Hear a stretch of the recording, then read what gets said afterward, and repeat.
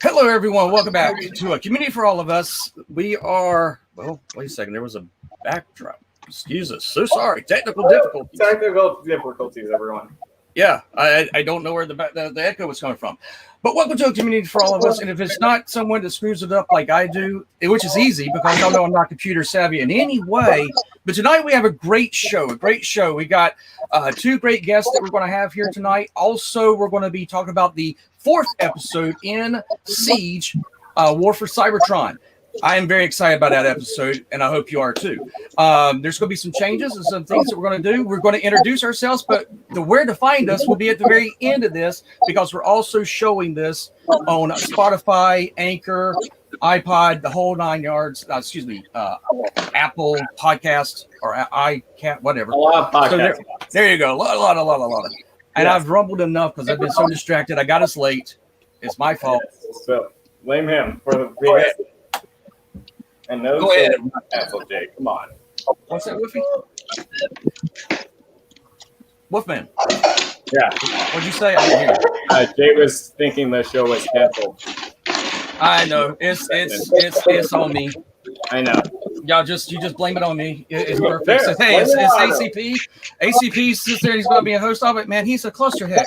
What are we doing? Let somebody that doesn't know how to even make fire without a lighter. He has to use 2 rocks to do it. So he's a caveman. Come on. I am the caveman. So let's introduce ourselves. To right here, we have a Batman. Mm-hmm. Yeah, I'm Batman. Or Lord Master Starscream. I'm Lord Master Starscream. And hi, I'm Billy the Kid from Billy the Kid's No Bullshit Toy Reviews. Pleasure to see you guys. Thank you. We going around? Yeah, we got Wolfie. You're next. I'm the ultimate wolf. Oh, it's your audio that's going in and out. Yeah, his audio is a nightmare tonight. Okay, and then we have also Nicholas Prime. And hi there. I'm Nicholas Prime. Welcome. Thanks for having and me. Also TJ. Welcome, guys. Thank y'all for being here. Whoever's echoing, please put your stuff on mute because somebody else is echoing now. Lord Stars, I don't know what's going on with this audio.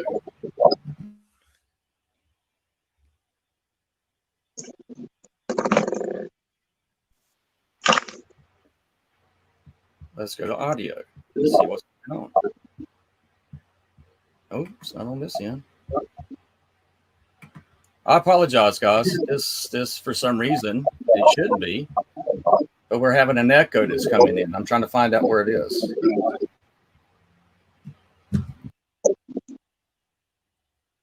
Okay, it's not mine. All right, TJ. Let's go one at a time. TJ, try yours. Trying mine. You're mute. Yeah, put your thing on mute, buddy. Press the mute at the bottom of your screen.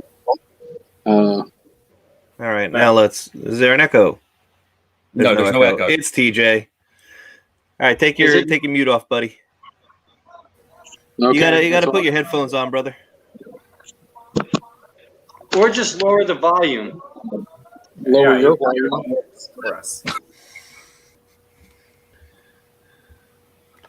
As he's doing that, oh, no, I can't. Go to echo. Don't worry, everyone. He's gonna edit it out. I'll have this edited out. Don't worry.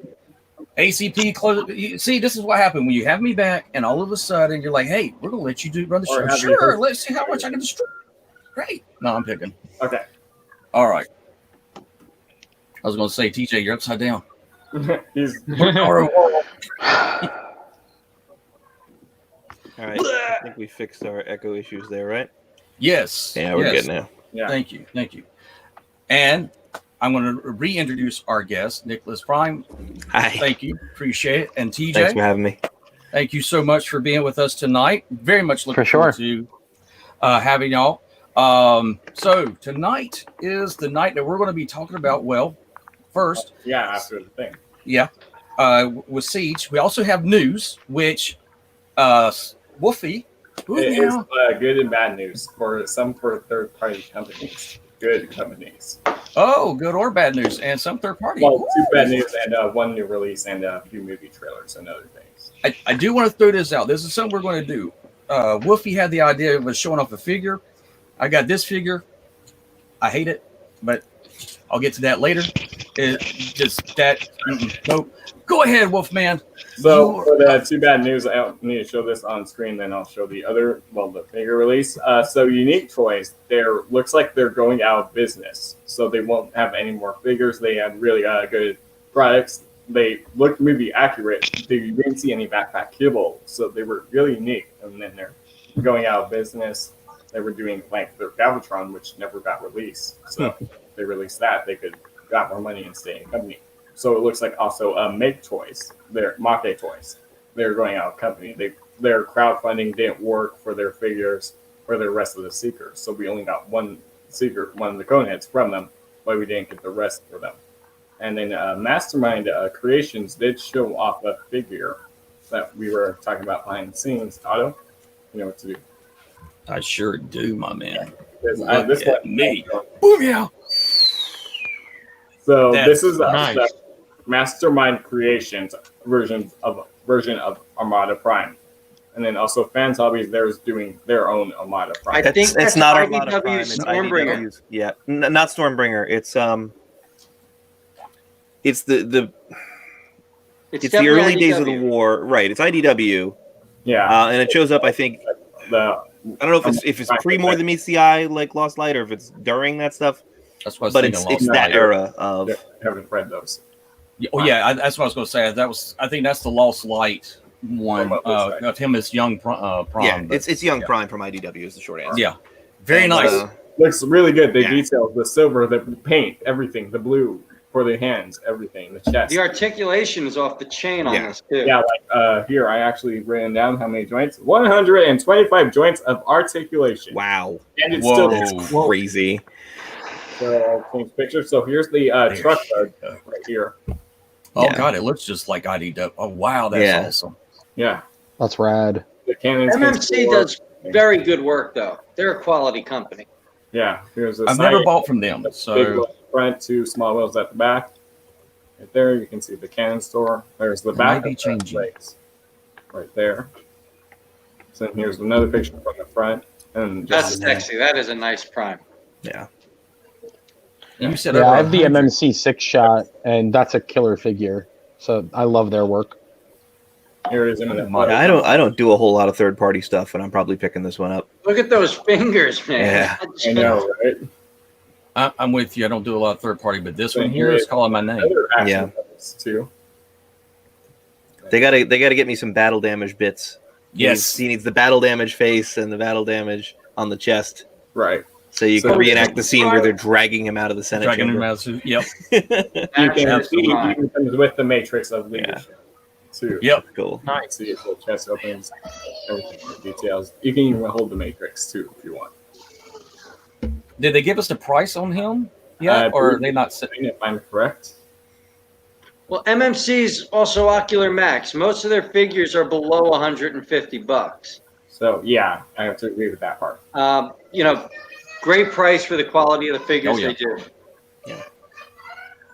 Because Masterpiece is going up in cost. Yeah, it has been for a while. Masterpiece is going up in cost because the people paid third-party companies prices that they shouldn't have been effing paying. Mm-hmm. Ruined it for all of us. As Bruce says, I need that money. I'm saying Takara took advantage of all that free market research that was done for them. Those little hands, too. I gotta mute. I'm sorry. You're good. But yeah, the matrix here is from the back. It looks really clean, Yeah, everything. And look at the waistband. that's so great. Wow. Yeah. Wow. I can't even bend like that. I used to, then I turned 43, and it just doesn't happen like that. Here he is in another dynamic pose with the one gun. Right here. I love the fingers. Yeah, those are pictures for him. Also, it looks like KO companies might be out of business. like the recent figures for KO companies like Wei Jing, they have been having issues. So they like got arrested. So KO companies are probably ending soon. Like they have been loose joints on KO figures. I mean, it's whack-a-mole with that kind of stuff. They might bust these guys, but someone else will pop up and do it. It's just how it's been, you know. Yeah, or they'll change their name and you know. And... Right. Well, yeah, Black Mama did it, and also we got the Starscream, the new one, but for images for the G1 Starscream, not the Bayverse one. Right. So it's just prototyping, just not painted. You can see the poses, articulation, right there, to make it more show accurate. The null rays, if you want, you can have it holding it or on the shoulder, like how it was in G1. Something for Seige. So there's another pose from the side of him. Here is a backpack. Look, you can see how clean it does look from the backpack, just parts of the wings. Everything hides up really good for the figure. There's another shot from the backpack right there. So you can at least see how it looks from other angles. The posable fingers too. Right there. We don't know if it'll be coming with the flight stand, which you do see in that picture. Right. It could be, or it could be just one of the Beast Wars base flight stands for the Beast Wars MP. But we'll find out. It's confirmed officially. But he could be coming with the flight stand, so that's why they probably haven't shown it with the flight stand too.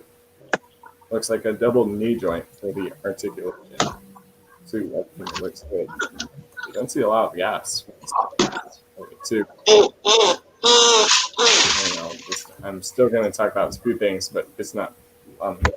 So Justice League Snyder Cut trailer was released a few days ago. The Batman trailer was released a few days ago too, the new one. The Black Adam trailer was released a few days ago. Wonder Woman 1984 trailer released a few days ago. That is Batman, yes. Revealed with a sneak peek of it. A few games. Batman Gotham Knights trailer was released a few days ago. It will be available on 2021 for the PS4, PS5, Xbox One, Xbox Series X, and PC. Suicide Squad game. Kill the Justice League. Trailer was released. The release date is 2022. It will be for the PS5, Microsoft Windows, and Xbox Series X. And also, a few hours ago, there was a Marvel Avengers launch trailer for September 4th. And that's all the news. And that's a good amount of news. But dealing with third party, it kind of will move over. It's one of the things I'm wondering with Hasbro leasing out G.I. Joe, if they'll ever do that to the Transformers in the future. And if so, that definitely would those companies would definitely go after third party, because why would you be buying the rights to make the product if someone is not buying it, is making it? So, yeah.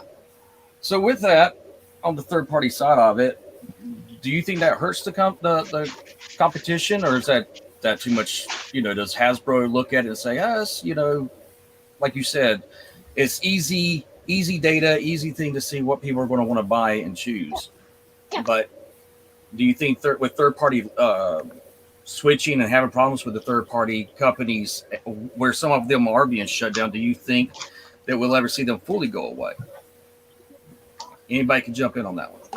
I don't think third party is going to go away until Hasbro puts their foot down and makes it all go away. But for the moment, it benefits them to let them exist. It makes the fans happy. It is free market research, and that's not a joke. That's really one of the reasons why I think they let it go on. They'll do what they have to do to protect their IP as necessary. Like they stepped in and shut down that Cell when it was first announced, and they made them keep that on the extra down low. And then Transbots released those. Yeah, but I don't see the third party going away anytime soon. Going away right away. Like the Vance toys, they were doing the Fort Max and other figures, obscure characters that were not came from Hasbro. Right. This would be a good option to get them, but for much more expensive, much more show accurate for the parts too. Sure. And detail everything. I got to agree with Nick on that, and I can say as somebody who works for a company who has a Transformers license, as long as people are willing to pay for the product, it's going to keep getting out there. So I agree full-heartedly. I also think third party, is good for our industry, for this world. I mean, as Dick said, you got that free market research. You've got the opportunity for some people who just like to mix and match styles. So, I don't know. I just think it's good for everybody. I'm also running on fumes, so if I stutter, I'm sorry. I stutter all the time, and I'm always on fumes and other things, but we can't talk about that because we're doing a Transformers show right now. So I keep on moving. But when you take a look at the Transformer community is not really that is diverse, but not that diverse. It's you have this core where Hasbro, you're going to have the ones that's going to buy from Hasbro no matter what. Someone like me that buys from Hasbro, but then sees a third party there, I go, no, I want that in my collection because that's worth it. That's better than getting a statue and having Prime as a statue. This is a Prime that I can actually have as a statue, but I changed the style and I changed the movements with him. And it's a forever changing figure. But with this and Transformers now kind of getting this upkick with, speaking of which, the Netflix, which is the fourth episode we're going to be talking about today. What do you think about is the fans, with what you're seeing, are you seeing the fans gravitate and really, grab it home to this Netflix? Because I know it was up there for a little bit at number 7 out of their top 10. I think it got to maybe, was it number 5? And now it's kind of fallen off the rails. And that to me was concerning because dealing and working on series and stuff like that, if you have a series that does really well for that first episode, but then the longer it's out, you lose audience that fast. What is it going to be? Is it going to be a viable show for Netflix? And you know how they got burnt with Disney and with the Marvel stuff. So, they're very kind of hands off or very cautious with what they're doing right now. I saw that they've got a lot of shows that they're canceling by the fourth season to the third season. So, getting into this episode, I first want to at least give our own personal opinions about what we think. Do we think that this Transformers show did exactly what it was supposed to, captivated the audience, and that the numbers are actually good, and there's enough hype to go forward and get the next seasons? The next 2 seasons are already in the can. They're happening. They're done. Yeah, they're done. They will be released. So. Yeah, they're going to be released, but I'm wondering if if we're going to see anything outside of that. If we're going to see Hasbro, because Netflix is also doing the He-Man with Kevin Smith and stuff like that.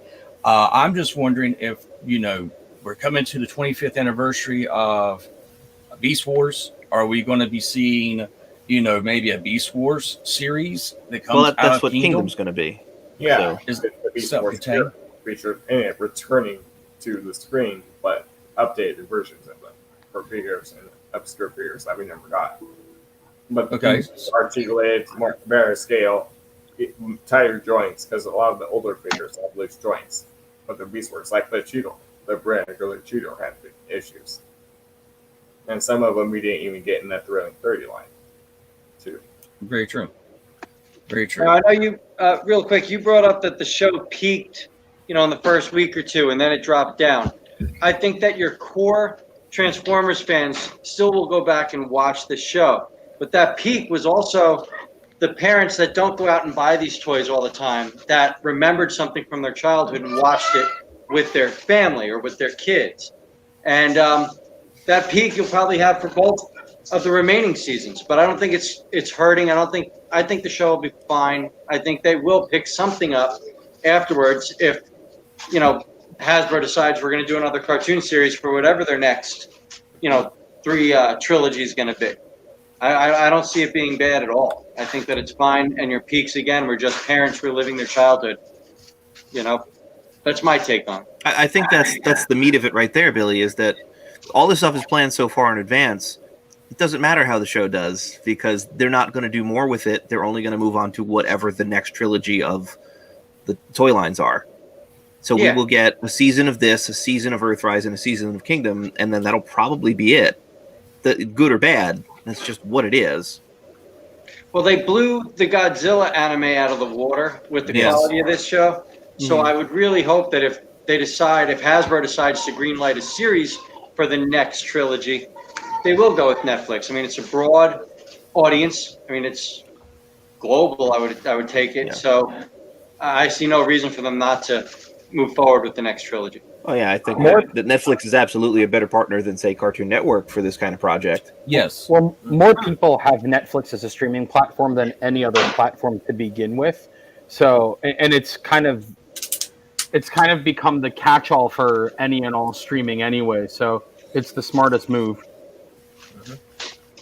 I think so too, and it also, like what you were saying, Billy, that people saw it for the first time. I had family members or cousins that were like, "I didn't know the Transformers were still around." I was like, "Well, what the hell do you think I've been collecting all these years? I mean, damn, it never stopped for me."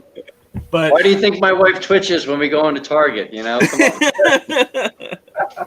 Why am I told to wait in the car with the baby? She knows where she's got to put you. Yeah. exactly. I get the regular. There was nothing on the shelves.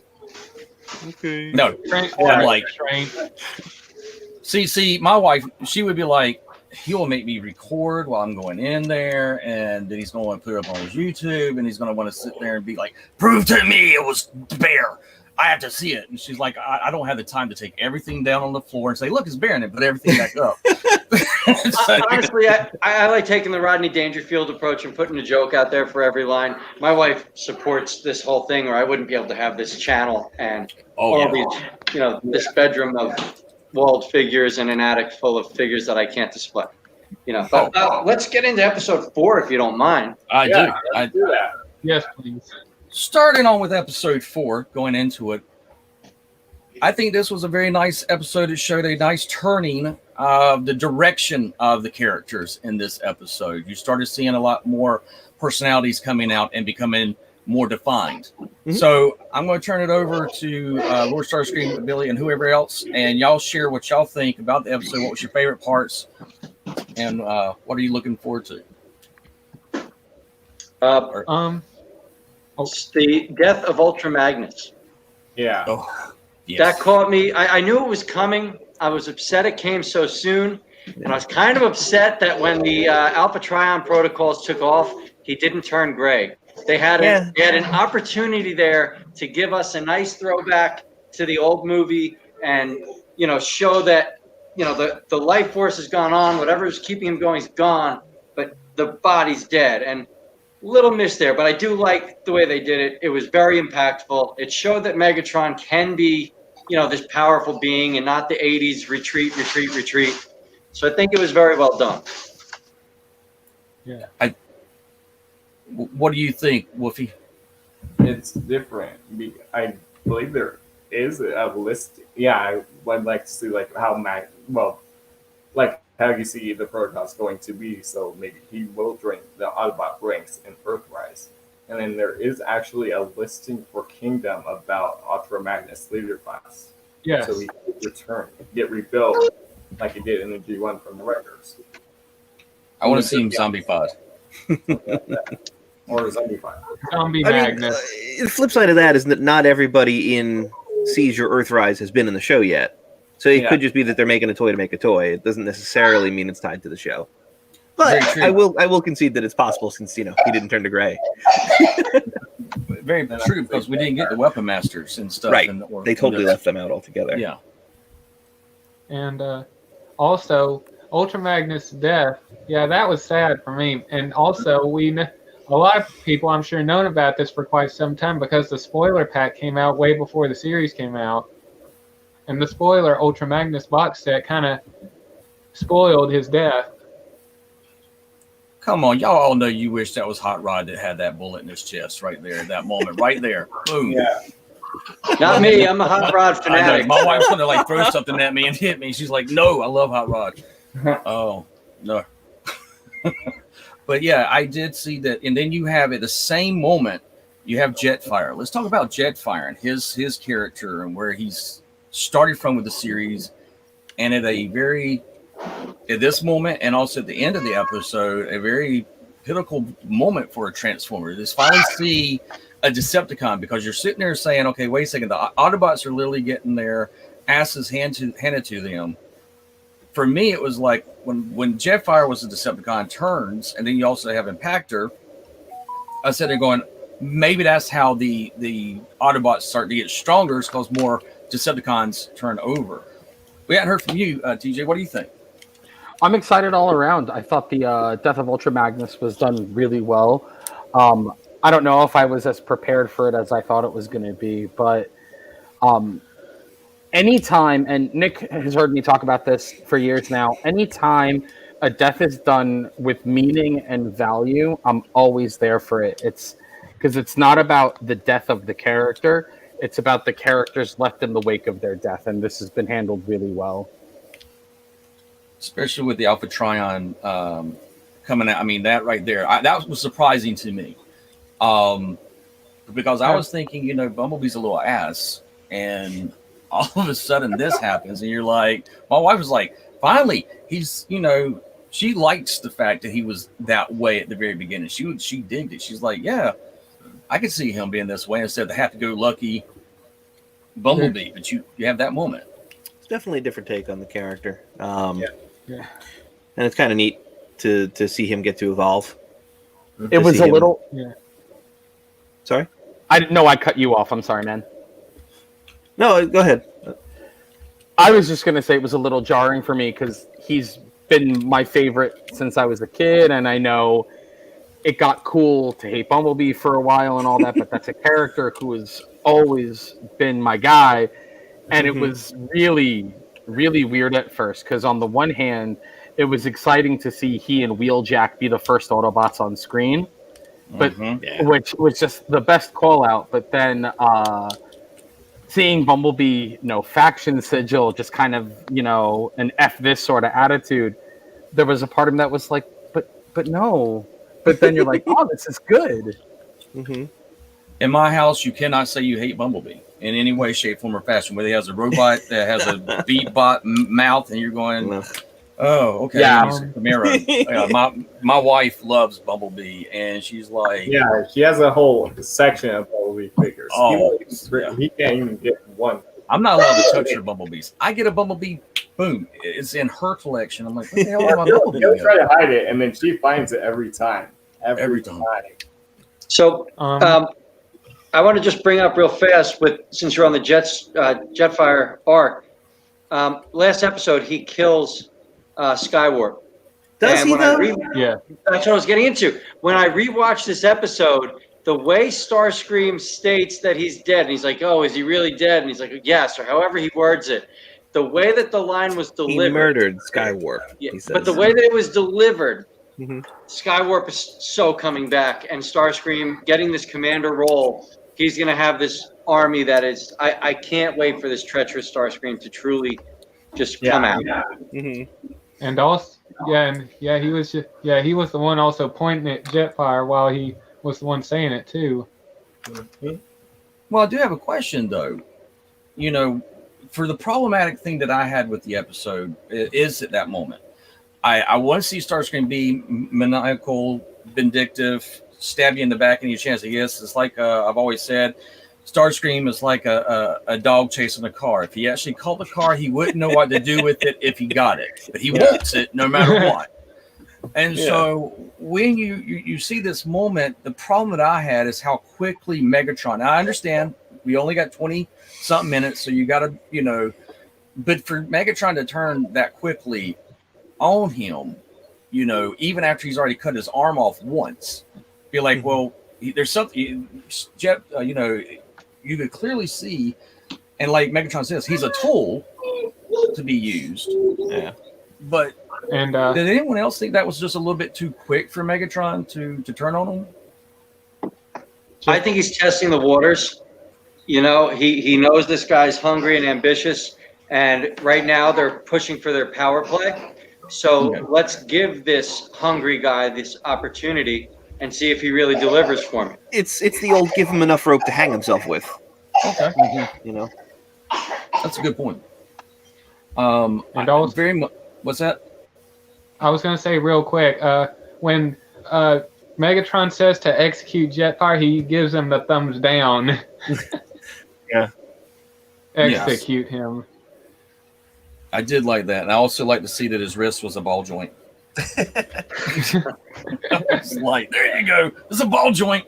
But he knew something was up because of those blue eyes anyway. So, Oh yeah, I know, right? He didn't have no red eyes. That seemed like a bit of a spoiler, right?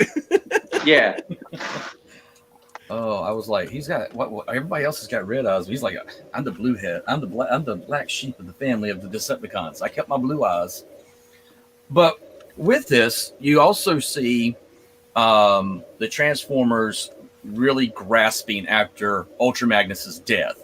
I felt Optimus's pain. I thought the voice actor pulled that off very, very well, especially with the little one sitting there right next to him trying to console him, but knows that, wait a second, you're saying that Ultra Magnus, our military strategist, is dead? How did that make the dynamic with seeing a little one, Optimus Prime, and seeing him have this moment in which he this has got to be a defeat for him, a hard hit defeat.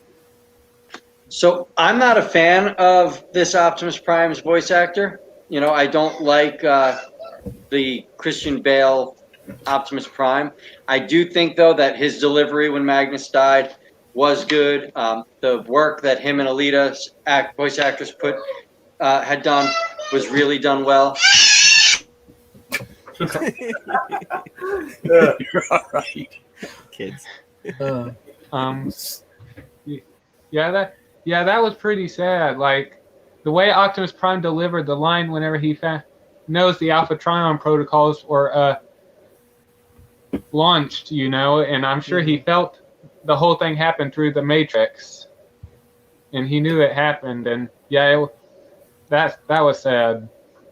But it was great on how he delivered the line that this can only mean one thing: Ultra Magnus is dead. Now, there's two other things I want to bring up at this point that I felt like was a big turning point for the series itself. We get to see Optimus Prime leave to go talk to the Guardians. And then you also have Bumblebee that now has all that information has been downloaded into him.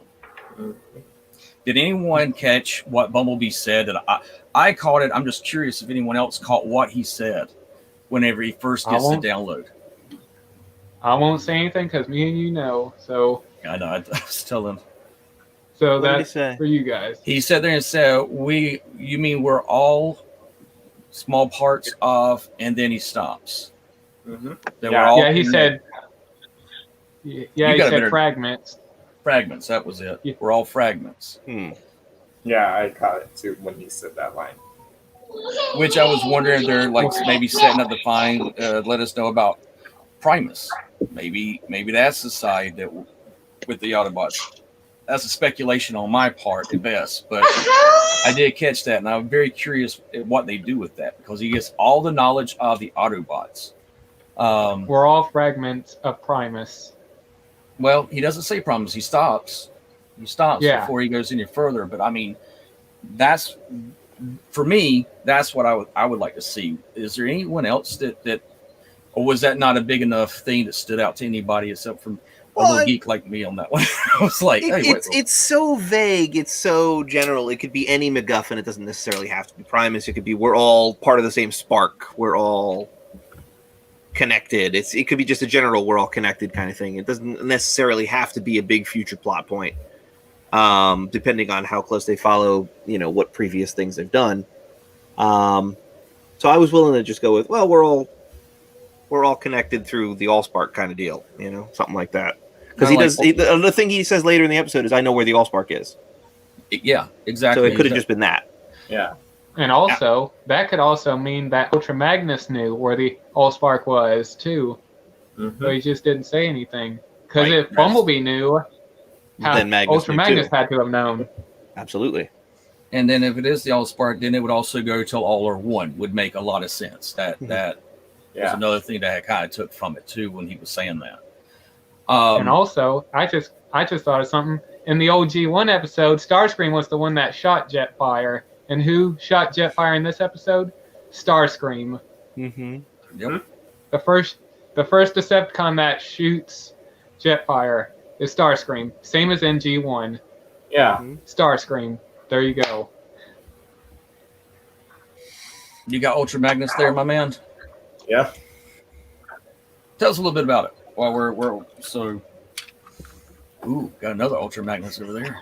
Yeah. We got So the I think Queen Nick's Ultra got the Magnus first and the release. battle damage. Well, let's do the first release one, and then No, let's no, do you go first. I'll go. Okay. I was just playing along. Oh. You go ahead, man. Go ahead. I was gonna go ahead, my man.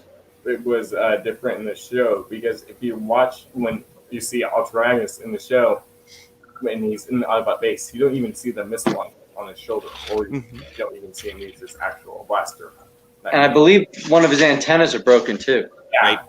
Yeah, He's all kinds of beat up.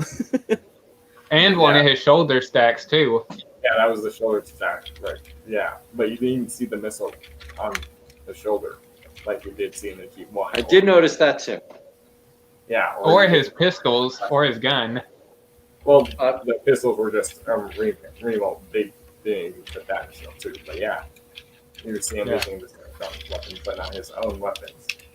So in that one scene, because he could have just used the missiles to escape and then regroup with the Autobots and then fought the Decepticons later, or just waited and then escaped. But he wanted to. Then Megatron realized he was lying, so then Megatron killed him. In that one scene. Trying to control thoughts happen.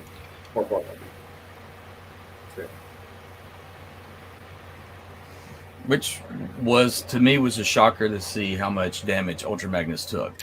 How far Shockwave was willing to put another Autobot into, and have no remorse in doing it, and have no emotion at all. It's just like, oh, okay, it's another science project, and that And you sit there and you and see also, that character. Go ahead, I was man. going to quickly say, and also when the last time Ultra Magnus was being tortured in the last episode, whenever Ultra Magnus was saying, "Don't let Cybertron suffer," and don't be like those who we rose against, Megatron is just looking away because he doesn't want to see the torture happen, because it's like he's regretting his decision or something like that, kind of thing. He doesn't want to see it happen. Well, they were brothers in arms, and then he kind of sends him over to Shockwave, who's this Nazi mad scientist, is really the easiest way to put it. It's not the kind of people you want to talk about, but that's what they went with this guy. And he's not regretting it, but you don't want to see a brother in arms, even if he is on the other side, go through this kind of pain and suffering. Did you guys bring up Alpha Trion? No, not yet. Where Bumblebee. Okay. But since you did, go ahead. I talk about that. I just liked the take on this. It felt like an Idris Elba Alpha Trion. That was the vibe I got. And, hey, I'm not really him. I'm the collective memories and this and that. But I thought it was handled beautifully. It brought you back to that Generation 2, feeling of Prime visiting inside the Matrix at this point. But, hey, here's the guy that made me, the guy that taught me everything. And I thought they touched upon it really nice, but they also kind of tied it into the Cyberverse show. So if a kid that was in the Cyberverse is now watching this with his father, he's got that little bit of connection. So I really thought they knocked it out of the park with the brief Alpha Trion moment that we got. I agree. Yeah. Yeah, it's definitely one of the better moments of the episode. I enjoyed that. And also, I think Alpha Trion was. I was going to quickly say, it feels like Alpha Trion was also one of the characters that changed Bumblebee's. You know what I mean, like on how he views things. Yeah. His view and gave him a side. different. And also Alpha Trion did say Prime will be able to get the most victories in the lowest of defeats, and that Bumblebee should always be there for him. We all need that one friend that tells us when we're being an asshole, and I think that's what Alpha Trion did to Bumblebee. Yeah. But it did put in perspective about Bumblebee's relationship with Optimus. Why they're, you go back and look at the G1 cartoon, you're like, okay, why is he like his number one scout when he's got someone that can do all these different Mirage and you have Hound, and why they have all these other things, and Bumblebee's just a Volkswagen with pink seats, why is that okay? And you're going, and he doesn't mind a human just dancing around the side of him. I might have a problem with that, but with that, you start seeing that there's a relationship, friendship that's going to grow from this. Do you think majority of that was the influence primarily because Alpha Trion and all the knowledge he had? That was other than, like you said, saying he's an ass, but would that have been the same thing? Why was he picked? This is something I was going to talk about too. Why was Bumblebee picked? I think they try to say that Bumblebee was picked because he's the most altruistic, although they don't give you much of that prior to this, so it seems a little maybe forced. But, I mean, clearly that was what the intention was supposed to be. It's like, oh, we picked Bumblebee because he's the best one of all. Yeah. And, like, he hadn't quite earned that yet, but this is... He still seems a little cynical. Yeah. And especially when he's trying to break into the room to get to Optimus. Sure. You can still see the arrogance in him. There. Do you think that's a direction they're going to keep with Bumblebee with this? And if so, who likes it? How many of you enjoy that aspect of Bumblebee? Well, I certainly like that they gave Bumblebee the MacGuffin power to make him the specialist Autobot, because in the long term, it makes more sense. If they were doing more of this, if this were a prelude to a series, it makes it less, he's just a yellow kid-friendly robot. It's like, well, no, there's a reason why he's the guy. It's because he's this and that, and he was given these special powers, and even if he doesn't have those special powers forever, he's the guy. And so that's why he gets a spotlight on him. And it makes a little more sense that way, narratively, I suppose. Okay. And with that, seeing that aspect of it, for me, I wish that we got to understand a little bit more about the Matrix also. Why did they choose to separate themselves? Why did they not want both to be together? Right. And that was something I very hope they dig into in future things. Overall, with the series up to this point, how do y'all feel about it? I enjoy it, to be honest. I feel like there are a lot of near misses that keep me from liking it a lot more. Like I enjoyed it up to this episode.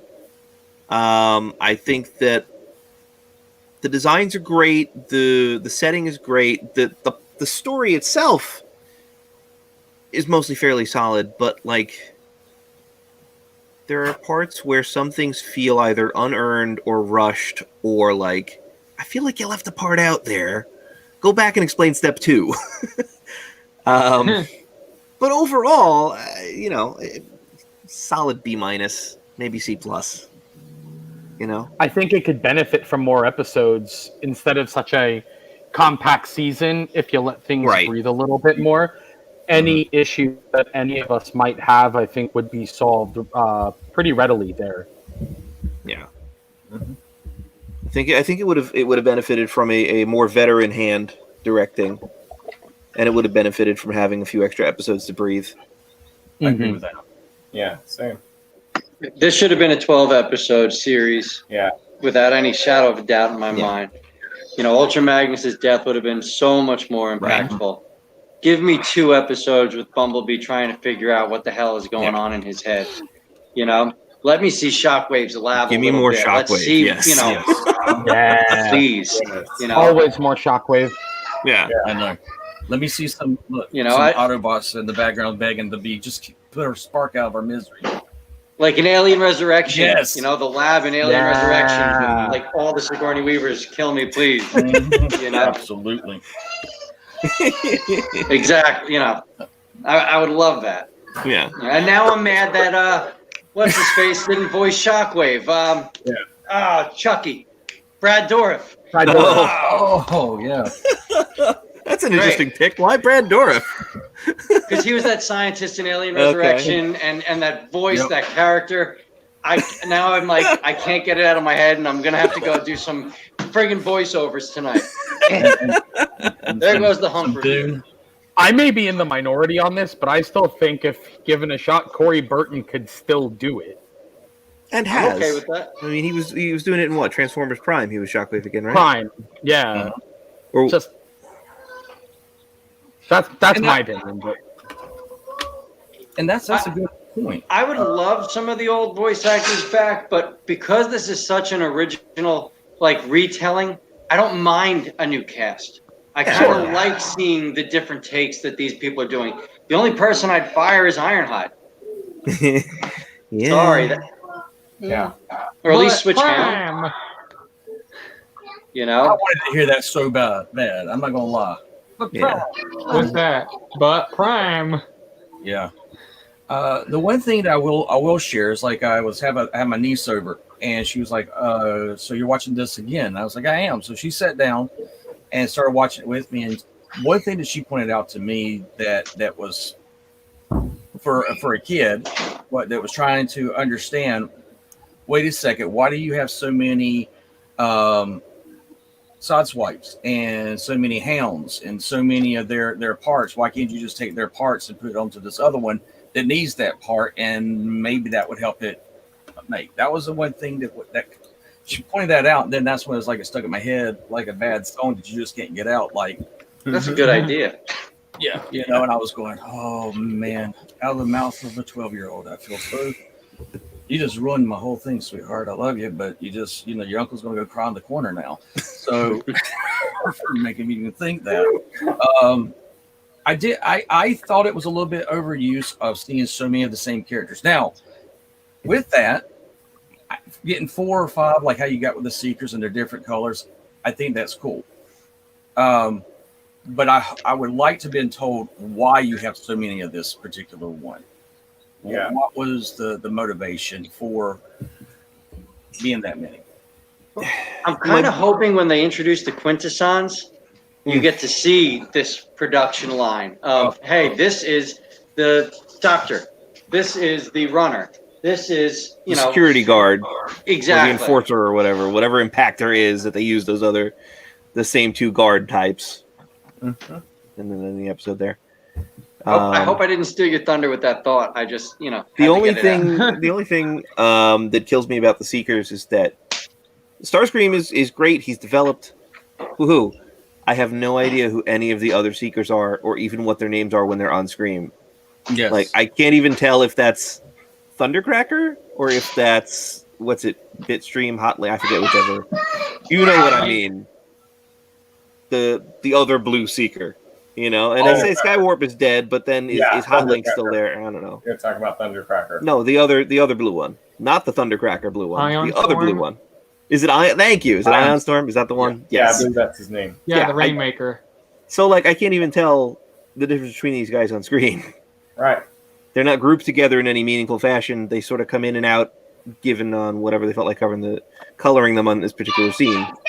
But again, But going back to more episodes, if we had those 6 other episodes, we could have gotten those characters. Right. They would have had a little more personality. So I agree. I agree that there was a little bit a missed opportunity, especially with the Seekers, to at least give them a little bit more of a personality for each one. You only had Starscream, you had Astro Storm, the Thundercracker, and you had Skywarper, the only ones that actually talked in the series.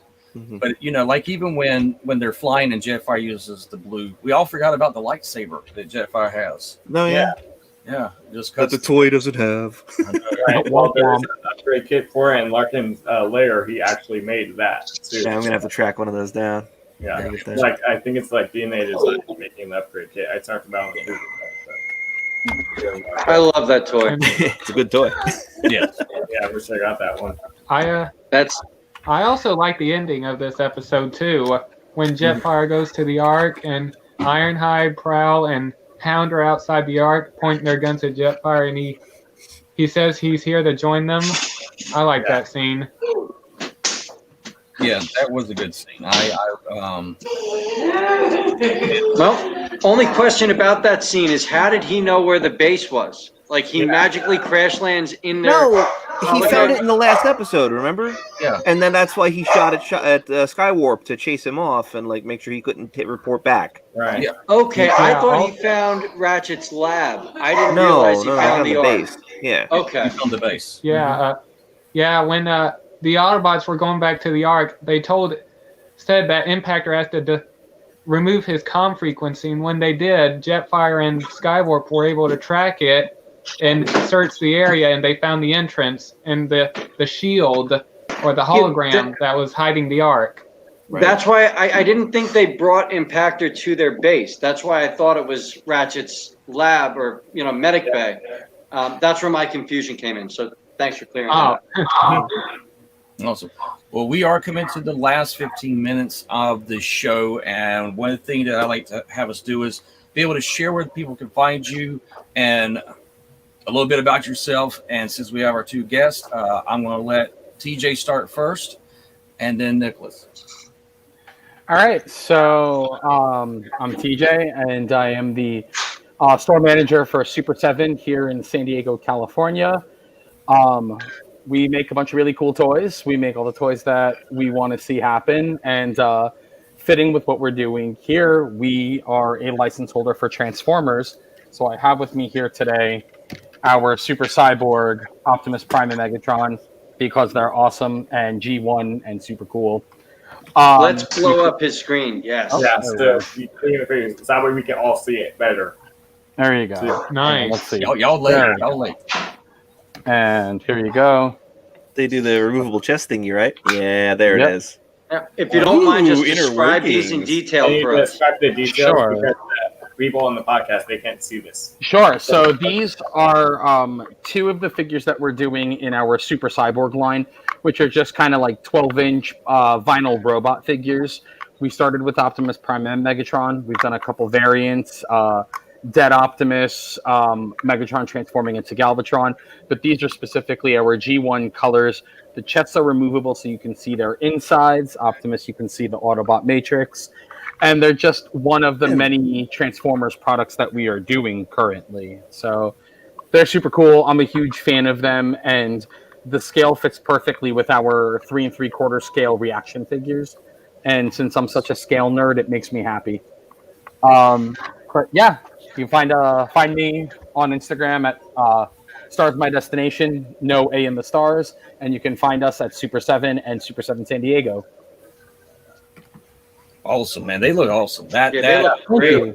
Yeah, I love it. I love the difference, especially when you had Megatron sitting up there and all the purples and the dark spots and stuff like that. You're like, oh, and then you got Optimus, and he's like, there's the Matrix. It's prime time for the Matrix to be shown.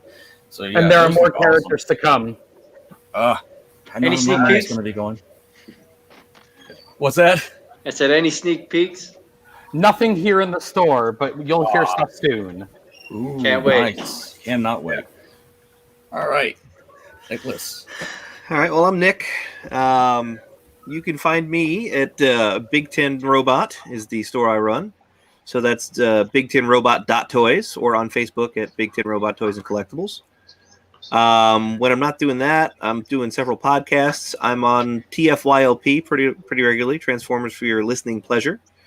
And on Wednesday nights, I do this really stupid podcast called Nick and Jason's Infinite Pain List. And basically what that is my buddy Jason, who is like the worst troll, whatever trolled, finds the most terrible television and whatnot and makes me watch it while we drink. And hilarity ensues, usually at my expense. Yeah. And that's Nick and Jason's Infinite Pain List. We're on Facebook. You can find us on YouTube. We're on Twitch. I think that's under his idea of Monkey Brains Inc. with a K. Yeah, that's about it. I like the idea with the drinking and stuff. That's like right up my, get a beer. I will be happy. Go ahead. It's right up there with Mystery Science Theater 3000. If you're an MSTK fan, you will absolutely love this. I like to say it's Beavis and Butthead meets MST3K, but yeah. I like that. That's It's awesome. good. I try to watch it weekly. It's what I look forward to the most every week. It's awesome. Especially because it's so on a much fun. Wednesday when, like, how much worse can this week get? And then this Right. comes on to take you away from reality. Yes. It's perfect. So that's Wednesday nights, 9:00 9 o'clock. Awesome. Eastern. Eastern Standard Time. Yes. All right, Woofy. You are up. I got. TJ. Someone wants to know your Instagram again. She missed it. Oh, yeah. Oh, sure. It's Stars My Destination. There's just no A in the stars. Yeah. And what I do plan to do is try to get all this stuff either through Discord. Check the description. He'll put it there. Yeah, I'm going to put it down in the description for everything to go everywhere. Later. So I'll have that later. All right. You are up, my man.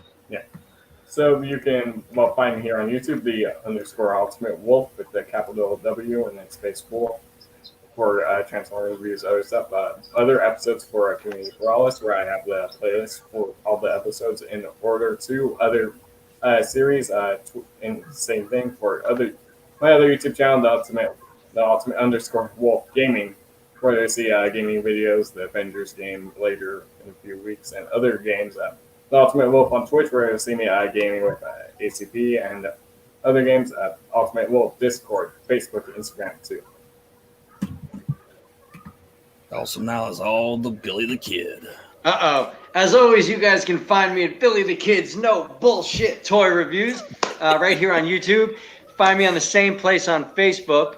Instagram is Billy the Kid's No BS Toy Reviews, and Discord, I am No Machine 7582. That is my Xbox Live tag. This week, I will be reviewing Fans Toys Hunk, and quick spoiler alert, he's about as good as MP45. I got that from East Coast Toys and Collectibles. Nice. That's me. That's you. And it's now you, Batman. Where's your Robin sidekick? Yeah, where's the Robin at? Like, throw him out there, let him get shot before Batman does. That's what Robin was. He's all in bright colors to go out there. So the bullets go towards the kid. Batman's like, I'll get you in the back. Go ahead. Anyways, you could find me here on YouTube at Lord Master Starscream. Same for Instagram, TikTok, and Discord. And I think that's about it. And also, watch my new movie coming out next year. Where's Rachel? Yeah. Where's Rachel? Where is she? You actually sound better than Christian Bale on that one. Now I have to say, wow, no throat losses needed at all. I am Autocrat Primer, where you can pretty much find me wherever you want to. You just Google it, you'll see it. You also see Bitter Tea Media, which is also our comic strip my wife and I also do. Remember, you'll be able to catch this, A Community for All of Us, on Anchor, Apple Podcasts, Spotify, Bullhorn, and many other of your podcasts desires, needs, or wherever. Thank y'all so much. This is A Community for All of Us. Thank you for all joining us, and y'all have a great one. Bye, guys. Thanks for having us. Thanks, man.